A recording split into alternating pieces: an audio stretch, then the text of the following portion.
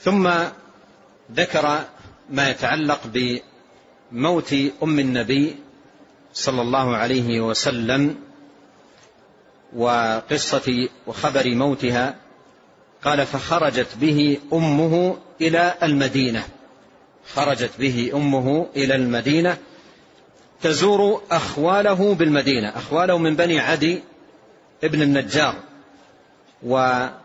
وهذه الأخولة من جهة جده عبد المطلب بن هاشم، لأن هاشم لما مر بالمدينة في تجارته إلى الشام تزوج سلمى بنت عمرو بن زيد من بني عدي ابن النجار، فله عليه الصلاة والسلام أخوال بالمدينة، له أخوال بالمدينة. فخرجت به أمه إلى المدينة تزور أخواله بالمدينة، فتوفيت بالأبواء وهي راجعة إلى مكة، وهي راجعة إلى مكة، يعني ماتت في الطريق، في طريق عودتها من المدينة إلى مكة. وكان له من العمر صلوات الله وسلامه عليه 6 سنين، وله من العمر 6 سنين و3 أشهر و10 أيام، وقيل بل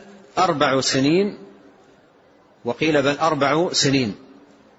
فالشاهد أن وفاة أمه صلى الله عليه وسلم كان أيضا في سن مبكرة من عمره، فقيل 6 سنوات وقيل 4 سنوات.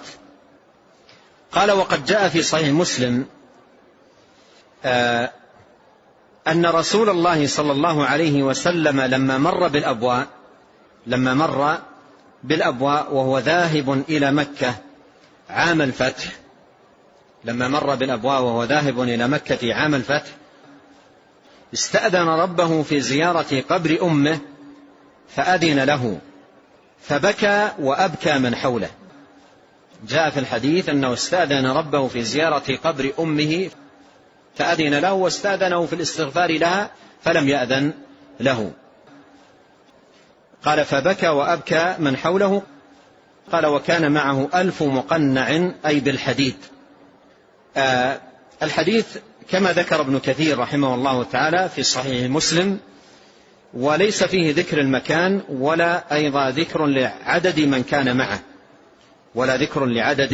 من كان معه، لكن فيه استئذانه عليه الصلاة والسلام لربه في زيارة قبر أمه فأذن له في ذلك، واستأذن في أن يستغفر لها فلم يأذن له. نعم.